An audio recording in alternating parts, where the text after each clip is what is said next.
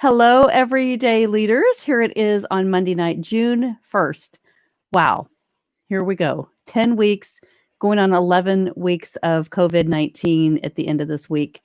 And every day I'm trying to think of great ways to bring value to all of you. And part of that is connecting to people that are in my life that have shown up in many capacities. And I think what's great about this is so many of us just have a story deep inside of us that we want to get out. And so, for those of you that have been following me, and those of you that may have been following this for the first time that have caught this on YouTube, I'm Melanie Ake and the founder of Everyday Leaders. And so, our group really celebrates people that are living their lives with success, everyday people that are showing up and understand that they have a purpose to add value to others. And so tonight, I bring one more leader, David Munford, that I've just recently connected with, and I'm so excited to share his story. So, David, thank you for joining us tonight. Thank you for having me on here. It's such an honor. It's so much fun. You're kind of completing the circuit, trying to get your message out. And I think that's what people do when you start this journey of growth and you feel like I've got something really deep within that I need to share with others because you can inspire them and you can help them with things that maybe they are struggling with in their own lives. And so you jumped on our Bible study actually about a week ago, and we all started connecting. And I want to really celebrate you because first of all, people would say, "Well, that's really brave to hop on a group that you're not familiar with." Or just join something because you feel like, hey, I need this morning. I need encouragement. And so you came on and you shared a lot. And I said, I've got to bring you on Everyday Leaders Personal Growth Live. And we need to share your story with the rest of the world. So, so David, tell us about your journey. Where would you like me to start? Would you like me to start at the very beginning, or just the last little bit of what God's done for me? You know, Because I have a journey that yes, could that that that that starts I'll just start at the beginning because it yes, really you wouldn't under you would it's kind of hard to piece everything together if I don't start at the beginning. So, I was born into a very Christian home, very strong Christian home. My dad was a pastor, so I grew up in church. Went to church all the time. Growing up, I kind of joked around that I had a drug problem because I was drugged to church all the time. I was drugged to church every Sunday, Wednesday, all the time, and loved going to church. So, all through high school, was still involved in church. In 1999, I graduated high school, had the opportunity to move to Atlanta, Georgia, to work in a intense discipleship program there. We did a lot of inner city work inside of Atlanta, all around the country. Um, at the end of every year, we went on a missions trip. The first missions trip I went on, uh, I got to go to Paris, France, and Brussels, Belgium for a week. We did a lot of inner city work there, and then second, I went back for a second year. The second year we got to was a little bit more intense on what you felt called to in ministry. So I felt called to children's ministry. So started working at some churches in Atlanta. That year, I got to go to Uruguay for a week. Did a lot of kids outreach there, and at the end of May of 2001, had the opportunity to stay in Atlanta. But that was one of the first times I felt God called me back home, said, "You need to go back to Cleveland." So I was like, "No, God, I don't want to go back to Cleveland. I'm out of there. I'm away from home. I'm doing my own thing. I don't want to go back home." But He said, "No, go back home." So I came back 2001, got back in church, but just didn't. I felt like I'm going to church just because that's the thing to do and that's what I'm supposed to do. Well, 2005, this is where it kind of it gets. I dove off the deep end, as I like to say, and I moved in with a female that I should not have been living with. Got involved with pornography. Involved with drugs. Everything basically that I thought was the grass on the other side, the green grass on the other side. I thought I wanted Mhm. to do it. I never had the chance. So I lived that way for 5 years. In 2010, I had to move back home with my parents after uh, after a heated discussion, and at that point, that's where I everything I thought I knew about church, everything I knew about God, I honestly didn't. I never had a real relationship with God, and that's when I finally gave everything to Him. That's where I started. I Up until now, I have started seeing myself as a. I'm seeing myself as a leader of being okay. You've been on, yeah, you may be on the beat up side or dark side, but you can come out of that, and I'm able to lead people. I'm. It's not like I'm saying I'm leading people out of the darkness, but I can share them. Hey, you can come back. You Mhm. don't have to stay in the on the dark side. You don't have to stay down. Pick yourself back up, dust yourself off, and let's go again. Well, Just one of the just forward. things about leadership, right, is we say we can't take somebody where we've never been. And Right, so exactly. the thing for you is realizing, you went through all of that so fast, and if people would just listen and absorb the things that you transition from believing because other people really made you believe that you had the Hmm. secure environment. And then when you left it, you didn't have the right mentors when you came back and, made a couple of wrong decisions. And so we've all done that. We've all been there. We can all relate to that. Not being Yeah. able to be confident in a decision that we've made. And then you realize that there's something pulling you back from within your heart that says, Hmm. I'm not fulfilled like this. I'm not fulfilled living this way. Right. And so now you've stepped back into what you know, what you learned, what you were mentored with all those Hmm. years. And And I go ahead. yeah, and just really, discovering your bigger purpose. And I've come to realize probably when I moved back in with my parents in 2010, it was hard to live with them for 6 years. But that 6 years that I lived with my parents, my relationship, everything I thought my parents were trying to control me or trying to, what I thought they were trying to control me, they had been trying to lead me my whole life. Mhm. They were trying to just say, hey, we love you. I could never accept their love. And I didn't realize, it took me those 5 years to finally realize my parents do love me. My parents do want the best for me.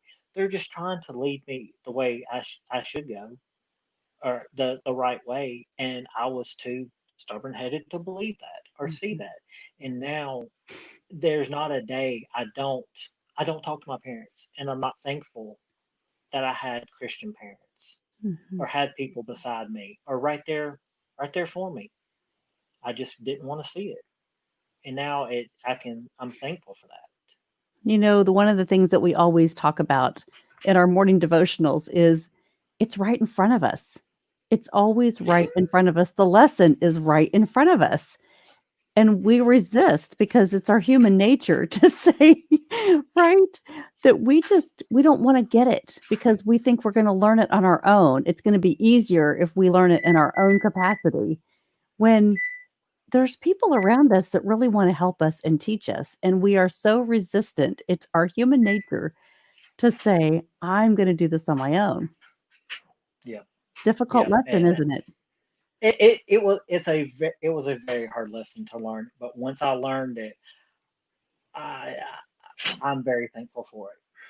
I'm very thankful that I've had all these people beside me and helping me through this. And since when I finally got back into church, I actually that's where I met my wife at church, and she has been she has been somebody to walk through some hard times with me and help me through some hard times, because without her I wouldn't be sitting here today being able to do this or being able to tell people, yeah, you may get beat down, you may not think you can do it, but there's someone right in front of you that's there to help you, Mhm. and all you gotta do is look.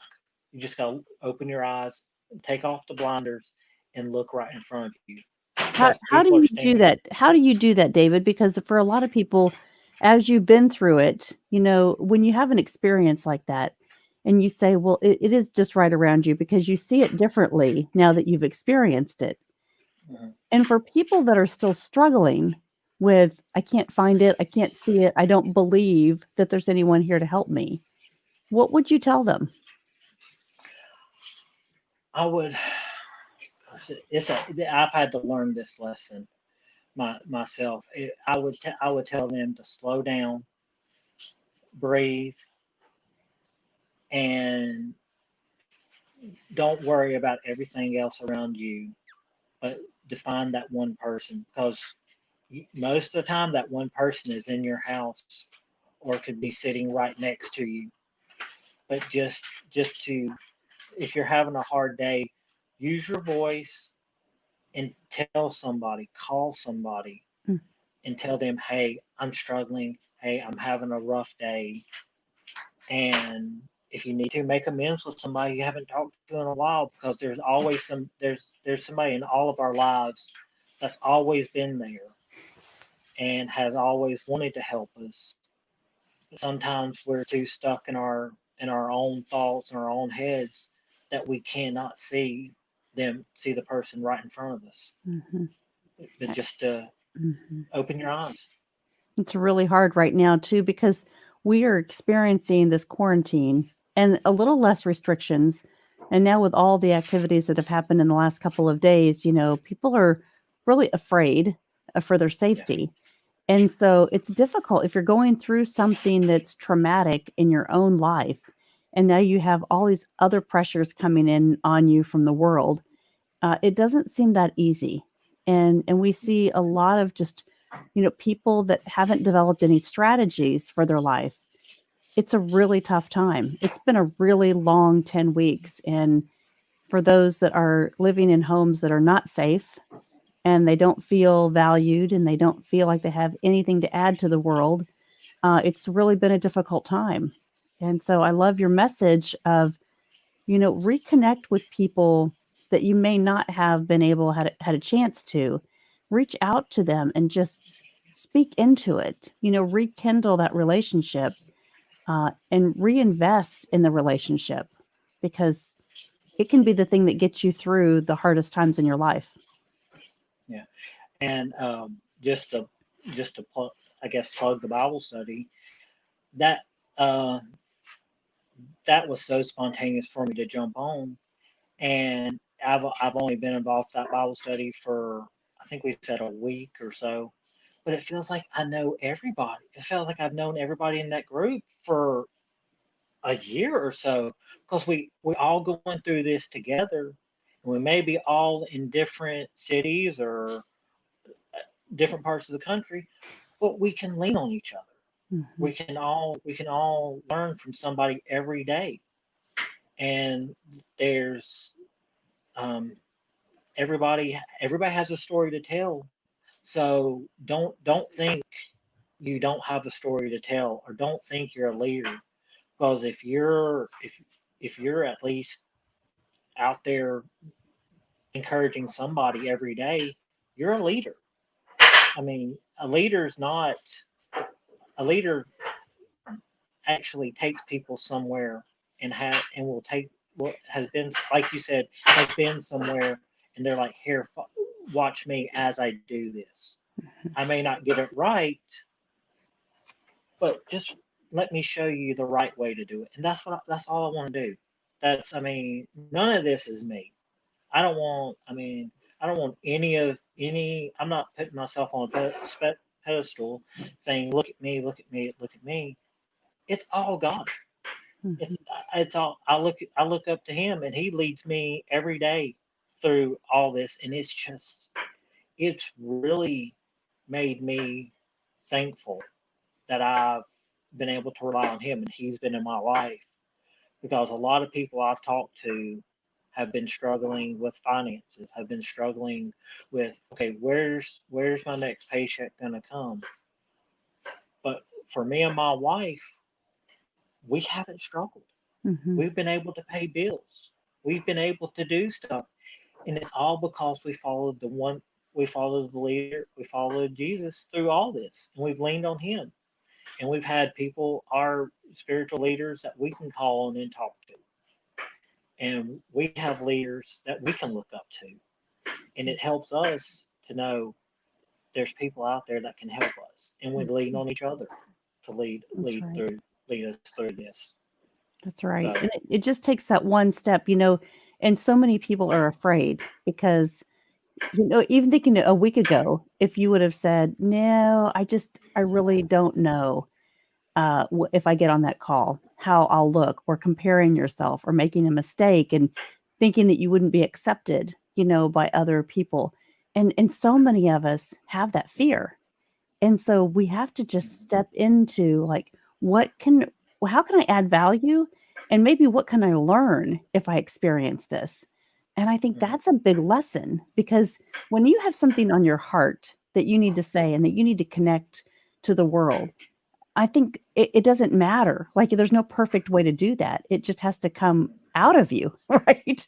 And you have yeah, to express it. And so because what you say connects to so many people that whatever they're going through, they may not experience the same exact thing in your journey, but they understand fear and they understand regret and they understand the power of saying, I've made a mistake and going back and connecting to things that can make you better in your life. And that's yeah. really what we do. And that's what we're supposed to step into and live into as leaders. So we have to start with ourselves, right? We can't compare it to anybody else. We have to start with ourselves and take one step at a time and build that character. I was telling somebody today. He was it's one of my it's one of my sponsees. I'm a sponsor for Celebrate Recovery. So I was telling him he was having a rough day, and I was like, if you were on an airplane and the plane's going down and the oxygen mask fall out of the ceiling, what do they tell you to do? They say put your mask on first so you can help other people. That's what we have to do here. Mhm. We have to work on ourselves. We have to get oxygen for ourselves so we can lead the next person through what we've been through, and we can help the next person. Because if we're not helping ourselves, if we're not taking care of ourselves, then we can't help anybody else. We're Exactly. gonna get we're gonna get run over by trying to help everybody else, that we're not going to be strong enough to help them. So you've got to help yourself first, and you've got to do something for yourself first before you can lead anybody else through Mhm. it. And so, It's just great. Well, I thank you for coming on and sharing your story tonight. And I want to encourage people if you're stuck, if you're still at home, if you're, have gone through a job transition, if you're going through a family transition, whatever that is, if you need a safe place, right? Just a safe place to come in the yes, ma'am. morning. Join us. Go to everydayleaders.com, sign on at the website. It has the morning devotional. Click that link, and be admitted to, you'll get a ticket. It'll register a ticket, and you'll get the Zoom link, the private Zoom link, to come on and join us any morning. We've celebrated this morning 8 months, consistently 8 months of joining at 7:30 a.m., which is absolutely amazing when I think about my life in the last 8 months. But it's the Yeah, commitment. It's what you do. You have to show up and say, this is something that I'm going to do to add value to my life. And it has tremendously affected everything that I'm doing today as I look back and evaluate that experience. And so, the momentum builds, and that's where the consistency is gained and the knowledge of your life. And so absolutely love celebrating people like you, David, that are really trying to change their own world so they can change the world around them and just make it a better place. So all kudos to you in your thank journey. you, thank you. Yeah, absolutely. If, if anybody wants to connect with me, you may have going to say this. If anybody wants to connect with me, I'm on LinkedIn. That's pretty much the safest place for me. There could be some other things down the road coming out. I'm still praying about that and talking talking to leaders that have been there and helped me with some things coming out. So guys, again, come out to this Bible study every morning at 7:30. You'll be blessed. And I'm on LinkedIn, so you can catch me there. Yep. Yep. Catch us either way. David, thank you very much for joining us tonight. I hope you have a safe evening, and I know we'll see you tomorrow morning. Yeah, I will probably be there. Yep. Yep. All right. For everybody that's watching, as a reminder, everydayleaders.com is where you can follow all of the everyday leaders that are coming on for this personal growth live segment. You can connect to the Everyday Leaders 50 and 50 podcast. You can look for the activities that we're doing all year long, virtually and maybe live if we can get back out here. And the third leadership summit will be happening next February, so you don't want to miss that. That'll feel like a whole nother experience when we can get back out and do something. So I just want to encourage everybody tonight. Stories like David's are really, they can relate to your life in so many ways. So if you haven't joined us at the very beginning, go back and listen to his story. Just overcoming fear, overcoming doubt, overcoming and conquering the things that he wanted to believe about himself. And he had to relearn that. And so really, really proud to celebrate him this evening.